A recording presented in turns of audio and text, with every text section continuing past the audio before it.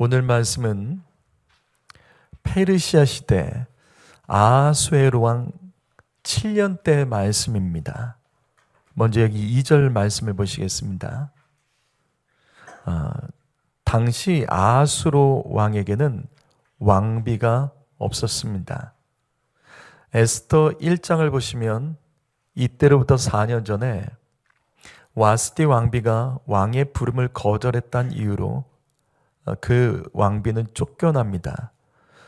그래서 새로운 왕비를 페르시아 전역에서 찾았고 마침내 포로로 잡혀왔던 유대인 에스더가 이제 왕비가 될 기회를 하나님께서 허락하신 겁니다. 성경은 그런데 이 사실을 강조합니다. 5절과 6절을 보시면 에스더를 이해하려면 모르드게를 함께 알아야 됩니다.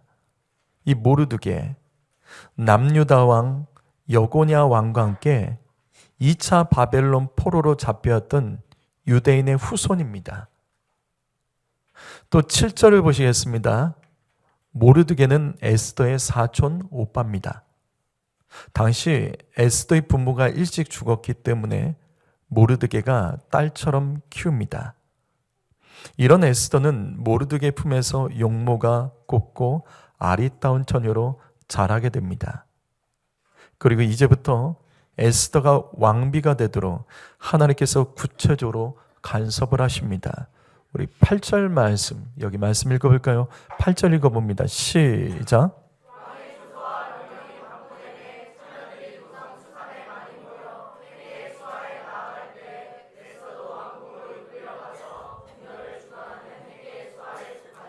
자, 왕비를 선발한다는 그 발표가 있은 후에 페르시아 127방에서 각 지방을 책임지는 지방관들은 그 지역에서 가장 아리따운 처녀들을 수도였던 수산성에로 올려보냅니다. 그래서 새번역 성경은 이 말씀의 이 부분을 이렇게 번역합니다. 왕이 내린 명령과 조서가 공포되니 관리들, 즉 지방관들은 처녀를 많이 뽑아서 도성 수산으로 보내고, 왕비를 뽑는 이 일은 각 지방의 지방관들에게도 아주 중요한 기회입니다. 이때 지방관이 추천한 여인이 왕비가 되면 왕비를 추천했다는 공로로 큰 상을 받았고 진급을 할 수 있는 또 기회를 얻게 됩니다. 그래서 각 지방의 지방관들은 그 지역에서 왕비가 될 만한 가문의 유력한 여인, 그 중에서도 가장 아리따운 여인들을 골라서 추천하여 이 도성 수산으로 올려보냅니다. 그런데 놀라운 일이 벌어집니다. 여기 8절 말씀에 보면 페르시아의 수도였던 수산성에 살고 있던 에스더도 수산 궁전에 왕비 후보로 추천을 받아 들어가게 됩니다.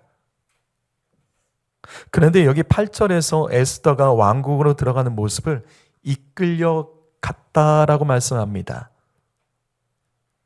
여기 이 이끌려 갔다를 잘 이해하셔야 됩니다. 이것은 히브리어로 억지로 끌려가다 하는 수동태 동사로 되어 있습니다. 자, 그렇다면 이게 무슨 뜻이죠? 이게 무슨 뜻이죠? 에스더는 왕비가 되고 싶은 생각이 없었던 여인입니다. 정확히 말하면 에스더는 왕비가 될 자격이 없었기 때문입니다. 대제국 페르시아의 왕비가 될 사람이 부모도 없고 고아가 어떻게 왕비가 됩니까? 그리고 에스더를 양육했던 사촌 오빠 모르드게는 수산성의 문지기에 불과합니다. 그러니까 볼 것이 없는 집안이에요. 거기다가 에스더는 바벨론 포로로 끌려왔던 민족입니다. 그래서 오늘 말씀에서도 모르드게가 에스더에게 너 유대민족이라는 거 말하지 말라, 그렇게 말하죠. 이처럼 에스더는 예쁘기만 하다고 왕비가 될 수 있는 건 아니에요. 그렇기 때문에 에스더 역시 왕비에 대한 꿈을 꾼 적이 없습니다. 하지만 이 말씀 보십시오.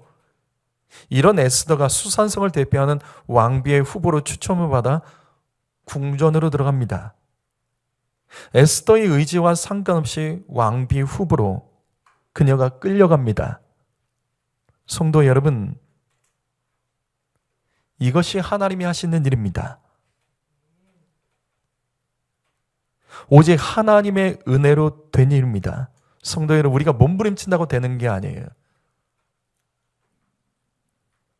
결국은 하나님께서 하십니다. 저는 여기서 참고로 한 가지 성경 지식을 좀 더 말씀을 드리겠습니다. 자, 구약 성경은 히브리어로 되어 있죠. 그런데 이 알렉산더가 이집트를 정복하고 자신의 이름을 따서 이집트를 통치하는 도시를 하나 세웠습니다. 그 도시의 이름이 뭐죠? 그렇죠. 신기하죠? 이집트에 알렉산드리아가 있습니다. 알렉산드리아는 당시 이집트에서 가장 큰, 알렉산드리아 당시 전 세계에서 가장 큰 도서관이 있습니다. 이게 현재도 있어요. 지금 현재 모습입니다. 그 당시에도 도서관이 전 세계에서 제일 큰 게 있었다고요. 그러던 중 BC 300년경 프톨로마이오 2세 필라델포스 왕이 유대인 랍비들에게 명령을 합니다. 성경을 만들어 와라. 그런데 그 성경이 히브리어로 돼 있죠. 헬라어로 번역해서 그것을 여기 알렉산드리아 도서관에 채우도록 지시를 합니다. 그래서 각 지파에 이스라엘 12지파의 12명이 아니죠. 자, 6명씩 해서 랍비들을 모아서 그들이 구약 성경, 여러분 성경을 우리가 지금 가지고 있는 이 성경은 창세기 하면 원래부터 창세기가 이렇게 덩어리가 있었던 게 아니에요. 조각이 있었어요.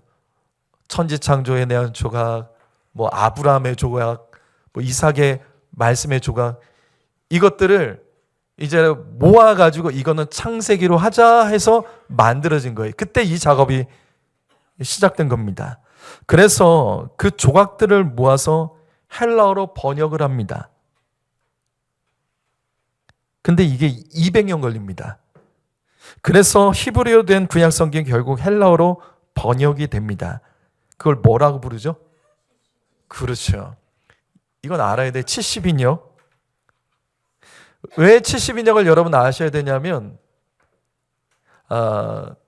이 70인역의 구약 성경 이 번역본은 오늘날 카톨릭에서 써요. 근데 그게 현재 우리 39권보다 7권이 더 많습니다. 어쨌든 이때 70인역이라는 것이 완성이 됩니다. 그런데 이 70인역보다 먼저 구약 성경이 번역된 성경이 있었습니다. 그것이 아마 잘 못 들어봤을 거예요. 탈굼이라고 부릅니다. 탈굼. 이거는 뭐냐면 남유다가 바벨론에게 멸망당한 후에 유대인 랍비들이 이 회당을 세웁니다. 회당을 세우면서 거기에서 어떤 텍스트가 되는 말씀이 필요했던 거예요. 그런데 여러분 유대인들이 다 히브리어를 잘 아는 건 아니에요. 그들의 일상생활에서는 아람어라는 걸 씁니다. 아람어, 이 시리아어입니다. 아랍어 아니에요. 아람입니다. 시리아어입니다. 그래서 이때 랍비들이 히브리어로 된 성경을 아람어로 번역을 합니다. 그러니까 70인역보다 먼저예요. 그래서 바벨론 포로기 때 이거를 번역을 해요. 계속해서 꾸준하게 번역을 해요. 그것을 탈굼 번역서라고 합니다. 자, 이게 왜 중요하냐? 사실 여러분 탈굼은 잘 모르실 거예요. 잘 들어보지 않았을 거예요. 근데 이거는 특징이 있습니다. 히브리어 성경을 아람어로 번역하는 과정에서 그대로 번역한 게 아니에요. 거기에 해설, 설명 등 여러 가지 내용을 추가해서 집어넣어 버립니다. 그러니까 원래 내용보다 더 많아지는 거예요. 자, 그러다 보니까 이게 문제가 생깁니다. 성경의 맥락과 맞지 않는 어떤 때로는 흥미 위주의 내용들이 이 안에 들어가 버려요. 그래서 이 탈군 번역서는 참고합니다. 목회자들이 이것을 가지고 얘기를 잘 하지 않죠.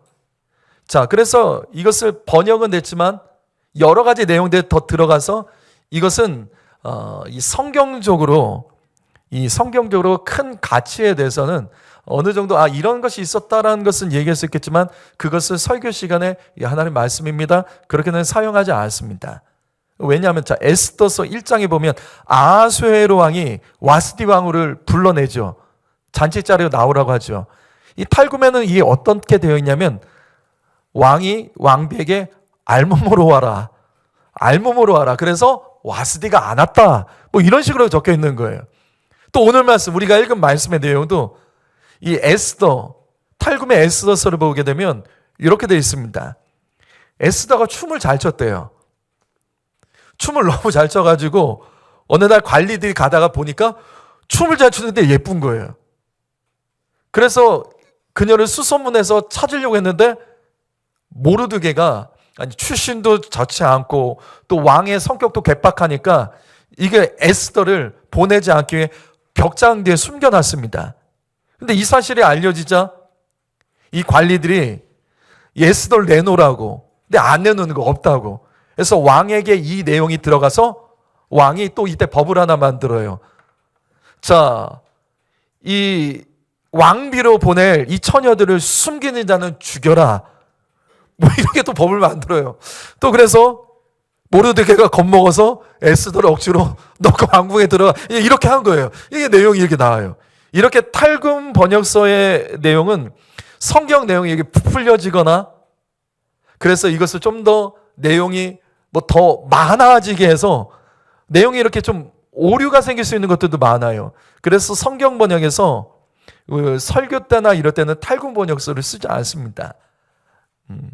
그래서 여러분은 성경을 번역할 때 이 탈금의 내용을 누가 이렇게 말하는 분들이 있으면 그냥 참고만 하셔야 되는 거예요. 성경에 그런 얘기가 있었대, 원래 그런 얘기대. 아니에요. 그거는 모르는 겁니다. 자, 다시 9절 말씀으로 갈까요? 자,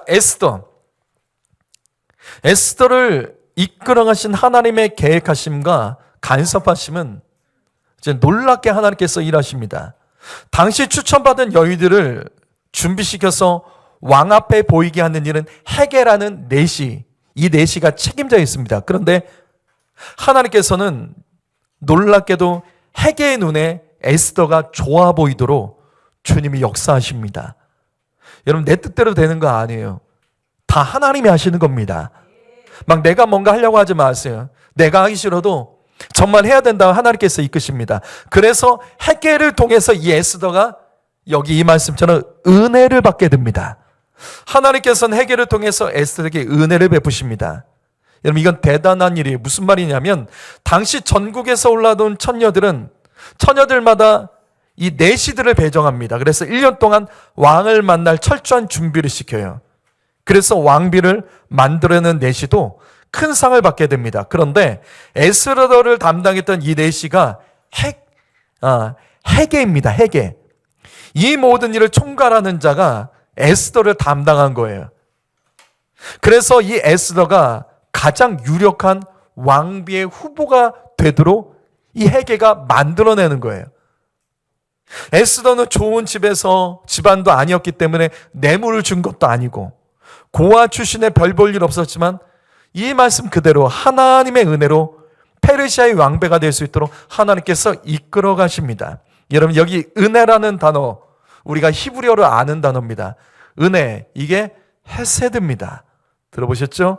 이 자비, 긍휼, 친절, 사랑이라도 번역됩니다. 따라서 지금 하나님께서는 헤게라는 내시를 통해서 앞으로 이스라엘 민족을 살리기 위해서 에스더에게 자비와 긍휼과 은혜를 베풀어 주셨던 거예요.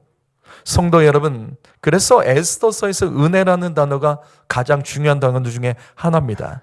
에스더는 은혜 받은 여인이에요. 그래서 에스더서를 보면 은혜라는 단어가 에스더를 따라다닙니다.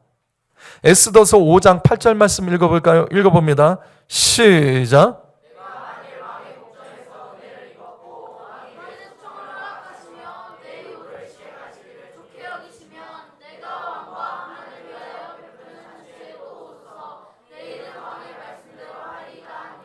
자, 이후에 에스더가 왕비가 된 후에 이 말씀은 하만이라는 사람이 등장하죠.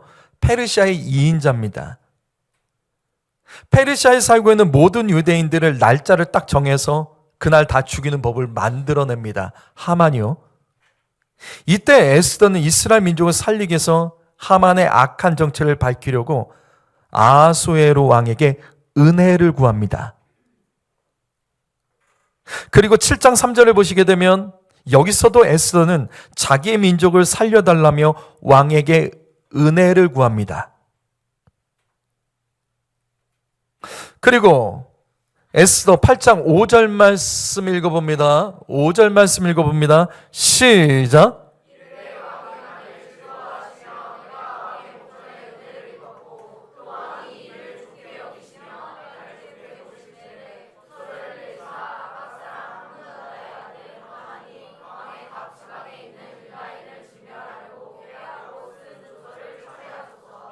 결국 왕의 은혜를 입어서 하만의 악한 죄가 드러나게 됩니다. 근데 왕이 은혜를 베푼 것이 아니라 하나님께서 왕을 통해서 에스더에게 은혜를 베푼 거죠. 그리고 지금 이 말씀처럼 에스더는 다시 은혜를 구합니다. 하만을 멸해달라며. 결국 그래서 다시 왕은 에스더에게 은혜를 베풉니다. 그리고 이 일을 누구를 통해 진행하냐면 모르드게를 통해서, 모르드게를 하만의 자리 총리로 세워서 하만의 가문을 진멸합니다. 바로 이것입니다. 에스더서는 은혜의 말씀입니다. 에스더는 하나님의 은혜를 받아서 페르시아의 왕비가 되었습니다. 다시 에스더는 이스라엘을 살리기 위해서 페르시아 왕의 합법적인 은혜를 받기 위하여 그녀가 계속해서 기도하며 은혜를 사모하며 계속해서 나가는 말씀이 에스더 말씀입니다. 결국 에스더는 은혜 받아서 승리하고 은혜 받아서 모르드게는 한순간에 하만의 자리를 차지하는, 그래서 페르시아 2인자가 되는 또 은혜를 받습니다. 또 유대인들은 은혜를 받아서 한 민족이 멸살할 수 있는 위기 속에서 그 민족이 살아나는 은혜를 받게 됩니다. 그래서 에스더서는 은혜의 말씀입니다. 사랑하는 성도 여러분, 우리도 에스더의 말씀처럼 에스더서의 말씀을 통해서 오늘 하나님의 은혜를 사모해야 됩니다. 성도 여러분, 은혜 사모하세요. 하나님의 은혜를 소망하셔야 됩니다. 자, 그렇다면 성경에서 은혜는 어떻게 받는 거죠? 여러분, 은혜 어떻게 받는 거죠? 어떻게 하면 은혜 받을 수 있죠? 첫 번째로 은혜 받으려면 말씀에 충성하셔야 됩니다. 여기 출애굽기 20장 6절 말씀, 십계명에 속한 말씀입니다. 나를 사랑하고 나의 계명을 지키는 자에게는 천대까지 은혜를 베푸느니라. 왜 하나님께서는 에스더에게 은혜를 베푸셨을까? 에스더가 부모가 없어서? 에스더가 너무 불쌍해서? 은혜는 동정을 하는 것이 아니에요. 에스더가 모르드게의 품에서 자라면서 하나님 말씀에 충성하는 것을 모르드게가 가르쳤기 때문에 그녀가 은혜를 받은 겁니다. 그래서 에스더서 전체를 보면 모르드게가 하나님께 충성을 하는 사람입니다. 그래서 하만이라는 페르시아의 재상 때문에 이스라엘 민족이 죽을 위기 가운데 모르드게는 에스더, 왕비가 된 에스더에게 자기 삶 혼자 바빠서 살아가는 그녀를 깨우며 너 하나님께 충성해라. 에스더를 깨워요. 그래서 에스더가 했던 그 유명한 말씀이 죽으면 죽으리라. 목숨 걸고 하나님께 충성했기 때문에 하나님께서는 에스더와 모르드게에 놀라운 은혜를 베풀어 주십니다. 성도 여러분, 하나님의 말씀을 그냥 지키는 자가 되지 말고 지금 이 말씀처럼 사랑하는 마음으로 주의 말씀을 지키면 하나님께서 은혜를 베풀어 주신 줄 믿습니다. 성도 여러분, 우리는 먼저 주님께 충성해야 되지만 이 땅 가운데 주님이 보내신 곳에서 성실하게 충성해야 됩니다. 무슨 말이냐면 자녀 여러분 하나님께 충성해야 되지만 먼저 부모님 말씀에 순종하세요. 부모님에게 충성하세요. 그러면 부모를 통해서 하나님의 은혜를 받을 수 있습니다. 아내 여러분, 은혜로운 가정이 되려면 먼저 이런 남편에게 충성하셔야 됩니다. 고린도전서 11장 3절 말씀 읽어볼까요? 읽어봅니다. 시작.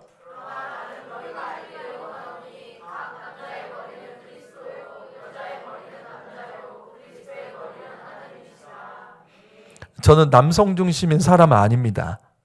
그러나 성경 분명히 말하죠. 여자의 머리는 남자다. 이건 저의 말이 아니라 성경 말씀입니다.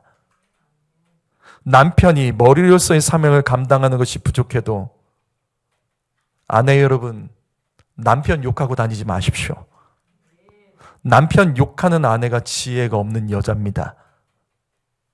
아내가 남편을 욕하면 자녀들이 듣습니다. 그래서 자식들도 아버지를 욕하게 됩니다. 아내 여러분, 남편의 권위를 세워주셔야 됩니다.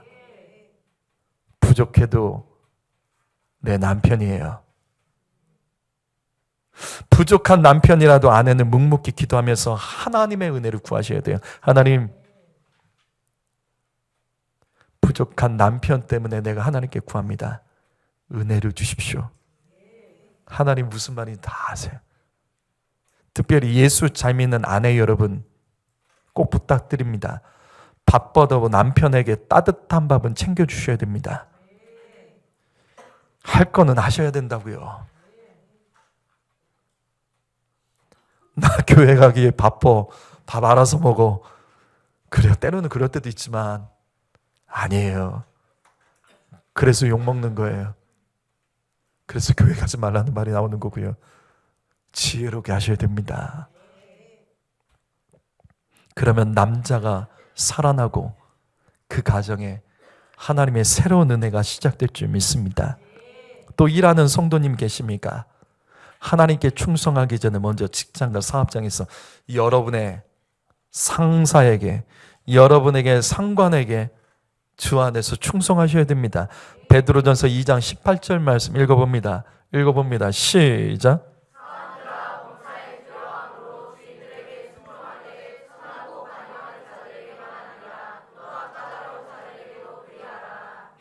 자, 너그러운 상사만 있는 것이 아닙니다. 까다롭고 힘든 상사도 있죠. 그럼에도 불구하고 주 안에서 충성하셔야 됩니다. 왜냐하면 하나님께서는 그 까다로운 상사를 통해서도 우리에게 주실 은혜가 있기 때문이에요. 이것이 바로 에스더 말씀입니다. 무슨 말이냐면 에스더 말씀 우리가 앞에서 봤죠? 누구에게 자꾸 은혜를 구하죠? 에스더가 누구에게 은혜를 구하죠? 왕에게 계속 은혜를 구합니다. 아수에로 왕은 까다로운 사람이에요. 너구란 사람은 아니에요. 변덕스러운 사람입니다.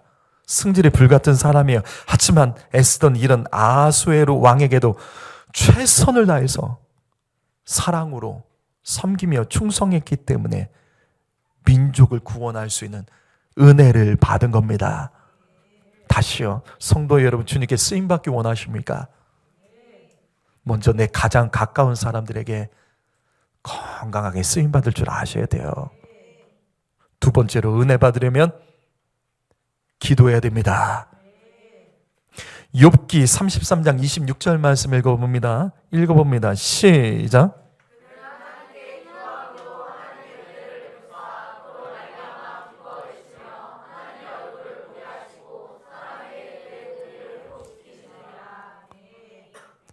기도하면 은혜 받습니다. 우리가 아무리 수십 년 예배도 은혜가 없다면 기도부터 점검하시죠. 기도가 넘치면 반드시 은혜 넘칩니다. 맞죠? 말씀에 은혜 받고 싶다면 말씀 듣기 전에 간절히 기도하십시오. 여러분, 찬양의 은혜가 있기를 원한다면 찬양 전에 간절히 기도하셔야 됩니다. 하나님께서는 기도하는 사람에게 은혜를 베풀어 주십니다. 이것을 통해서 우리는 에스더가 어떤 사람인지 알 수 있습니다. 에스더는 기도하는 여인입니다. 그래서 페르시아의 수많은 여인 중에 헷게라는 내시의 눈에 에스더의 마음이 들었고 하나님께서는 그녀를 억지로 끌었다가 은혜를 베풀어서 그 여인을 사용하여 민족을 구원하신 겁니다. 그래서 에스더 2장 17절 말씀, 왕이 모든 여자보다 에스더를 더 사랑함으로 그가 모든 처녀보다 왕 앞에 은총을 얻은지라. 왕이 그의 머리에 관을 씌우고 와스를 대신하여 왕후로 삼은 후에 에스더는 아하수에로 왕에게 은총을 얻어서 단번에 왕비가 됩니다. 여러분, 여기 은총이라는 단어를 아십니까? 여기 은총이라는 단어요, 이게 헤세드입니다. 똑같은 은혜라는 단어예요. 앞에서 말씀드렸듯이 헤세드는 하나님이 베풀어 주신 은혜입니다. 그렇다면 에스더가 아하수 왕에게 사랑받는 왕비가 된 것은 하나님의 은혜가 있었기 때문에 그런 거예요. 뭐 어떻게 이런 일이 벌어질 수 있었을까? 다시요, 기도하는 사람이 은혜가 있습니다. 하나님이 기도하는 사람에게 은혜를 베풀어 주십니다. 그러므로 모르드게 에스더는 기도하는 사람이었다는 것을 알 수 있어요. 그것은 맞습니다. 에스더 4장 16절 말씀 읽어보죠. 읽어봅니다. 자, 시작.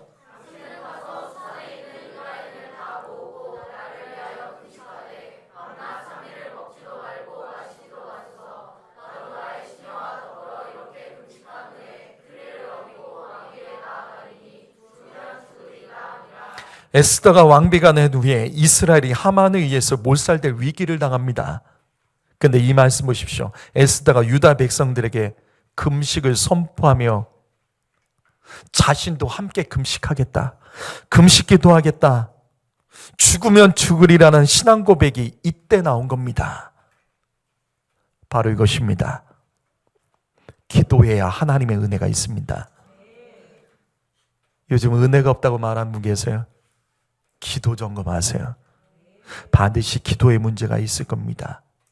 기도의 시간과 은혜의 크기는 항상 함께 갑니다.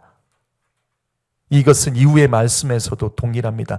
무슨 말이냐면 성경에는 같은 페르시아 시대 때 모르드게와 에스더와 같이 민족을 살리기 위해서 금식기도 한 것, 금식기도 한 것에 큰 은혜를 받은 사람이 있었습니다. 누군지 아세요? 누구죠? 같은 페르시아 시대 때 금식기도 하며 하나님께 은혜 받은 사람이요. 누구죠? 느헤미야입니다. 여러분, 우리가 가진 성경은 느헤미야 다음에 에스더가 나오는데 순서로 따지게 되면 바뀌어야 됩니다. 에스더 다음에 느헤미야여야 됩니다. 자, 그럼 볼까요? 느헤미야 1장 2절부터 4절까지 여기 말씀 읽어보죠. 읽어봅니다. 시작.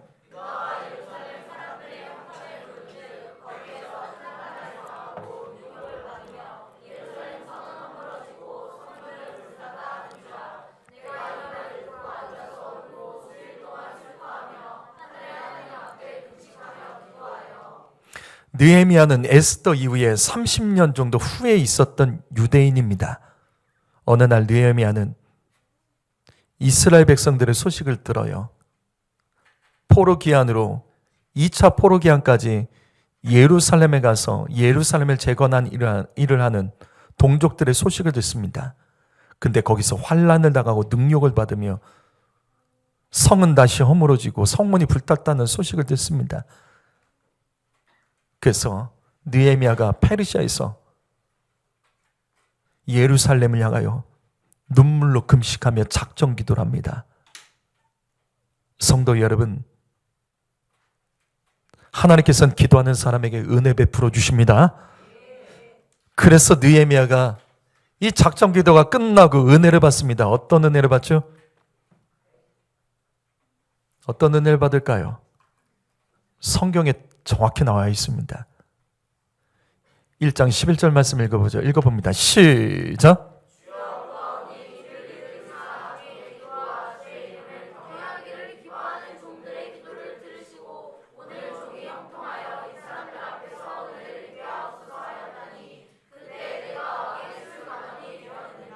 바로 이것입니다. 그때 내가 왕의 술관원이 되었느니라. 느헤미야는 하나님의 은혜를 구하며 기도했습니다. 여러분, 다시 반복합니다. 은혜 받으려면 기도하셔야 됩니다. 이처럼 하나님께서는 느헤미야의 금식 기도를 들어주셨습니다. 그리고 페르시아 왕궁의 술관원으로 그를 세우시는 은혜를 베풀어 주십니다. 이 술관원, 뭐 이런 거 하니까 뭐 술 따라주는 내시 정도로 여기시는데 아닙니다. 술관원은 왕이 마시는 모든 음료, 그것이 독이 있는지 확인하는 사람이에요. 그렇다면 이 술관원은 왕이 믿을 수 있는 사람이어야 됩니다. 술관원은 언제나 왕 가까이 있고 왕과 함께 있는 사람입니다. 그래서 술 맡은 관원은 왕이 절대로 신뢰하는 높은 관직입니다. 왜 이 술관원이 높은 관리인 줄 아세요? 만약 이 직책이 낮으면 어떻게 되죠? 직책이 낮으면 어떻게 되죠? 이 사람 저 사람이 휘두를 수 있죠. 그래서 휘두르지 못하도록 술관원, 떡관원, 성경에 나오는 떡관원은 왕이 먹는 음식 독이 있는지 확인하고 책임질 사람. 이 사람들은 관직이 굉장히 높은 사람들이에요. 왜냐하면 함부로 누구도 하지 못하도록. 결국 이러한 높은 권세를 가지고 있는 이 느헤미야가 이후에 어떻게 되냐면 페르시아 왕의 그 관직, 술관원으로 그곳에서 그가 그 일을 하다가 페르시아 왕의 허락을 받아서 내가 예루살렘에 가겠다. 왕이여 보내주옵소서.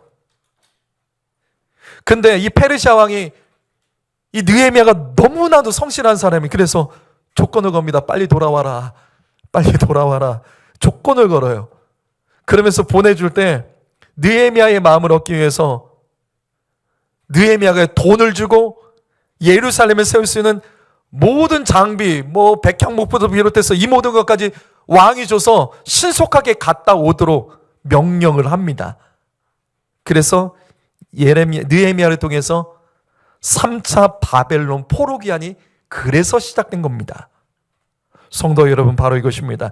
예레미야 33장 3절 말씀 읽어봅니다. 우리 말씀 잘 알죠? 자, 시작.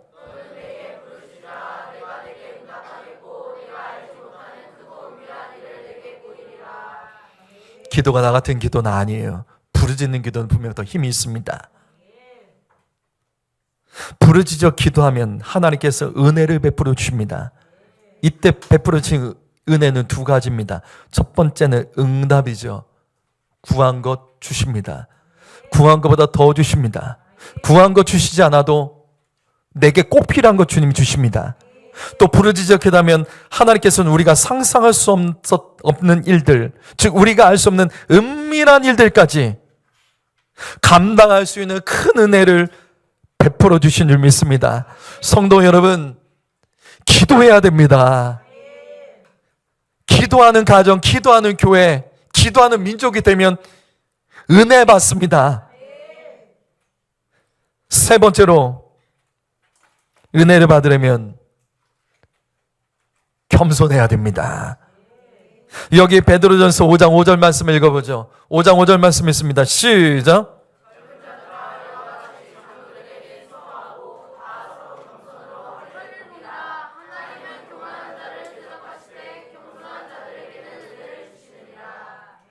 하나님께서는 겸손한 자들에게 은혜를 주시느니라. 근데 겸손한 자는 허리를 동이고, 이건 뭐냐면 종이 주인의 발을 닦는 장면이에요. 수건을 허리에 차고 무릎 꿇고 주인을 섬기는 모습을 가리키는 말씀입니다. 따라서 겸손이 무엇인지 우리는 알 수 있어요. 여러분, 겸손은요, 섬김입니다. 섬기는 사람이 겸손한 거예요. 교만이라는 것은 뭐냐면 자꾸 대접받으려고 하는 거예요. 자꾸 받으려고 하는 게 교만입니다. 성도 여러분, 섬기는 사람이 겸손한 사람입니다. 시간으로 섬기셔야 됩니다. 여러분, 몸으로 섬기셔야 돼요. 돈으로도 섬길 줄 아셔야 돼요. 다른 사람에게 돈도 쓸 줄 아셔야 된다고요. 섬기면 반드시 은혜 받습니다. 야고보서 4장 6절에도 동일하게 말씀합니다. 섬기는 자에게 은혜를 주신다. 맞죠? 섬길수록 하나님께서는 더 그 은혜를 주십니다. 받는 것보다 받아서 받는 은혜보다 섬기는 은혜가 더 커요. 이건 비교가 안 돼요. 섬기려면 교만하면 안 됩니다. 뻣뻣하면 안 돼요. 여러분 예배 시간에 뻣뻣하지 마세요. 겸손하게 드리셔야 돼요. 앞에서 어떤 인도자가 서도 순종하며 따라 주십시오. 기도할 때도 겸손하게 엎드려서 부르짖어야 됩니다. 그러면 하나님께서는 반드시 은혜를 주십니다. 오늘 말씀을 정리합니다. 성도 여러분, 은혜를 사모하셔야 됩니다. 하나님의 긍휼과 자비를 사모할 줄 아셔야 돼요. 은혜를 사모해야 되는 이유가 뭘까? 여러분, 은혜 받으면 풍성해집니다. 은혜 받으면 풍성해져요. 에베소서 2장 7절 말씀 읽어보죠. 읽어봅니다. 시작.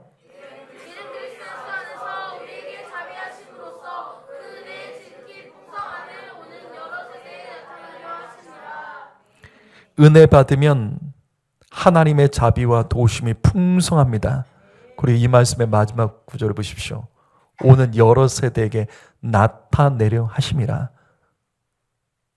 은혜 받으면 여러분 가정과 가문, 자녀에게도 하나님께서 풍성한 은혜를 베풀어 주십니다. 내 자녀가 잘 되길 바라세요? 그럼 은혜 받으세요. 여러분의 가족이 잘 되길 바라십니까? 내가 은혜 받아야 되는 거예요. 가난하십니까? 은혜 받으면 풍성해집니다. 이게 하나님이 하시는 일이에요. 디모데전서 1장 14절 말씀. 우리 주의 은혜가 그리스도 예수 안에 있는 믿음과 사랑과 함께 넘치도록 풍성하였도다. 은혜 받으면 믿음과 주님을 향한 사랑도 풍성해집니다. 믿음이 약한 이유는 은혜가 부족해서 그런 거예요. 사랑이 부족한 이유는 은혜가 부족해서 그런 거예요. 성도 여러분, 하나님의 은혜를 사모하셔야 됩니다.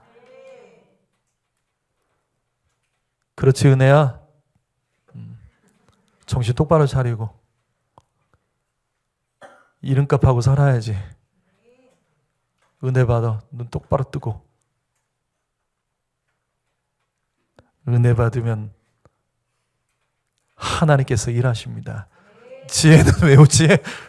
지혜야, 더 기도해야지 지혜로워진다. 그래요. 어떻게 이름을 이렇게 잘 지었죠? 평가 어디 가서 싸우지 말고 좀 승질내지 말고 화평케 하는 자가 돼야지. 고맙습니다. 감사합니다. 기도하겠습니다.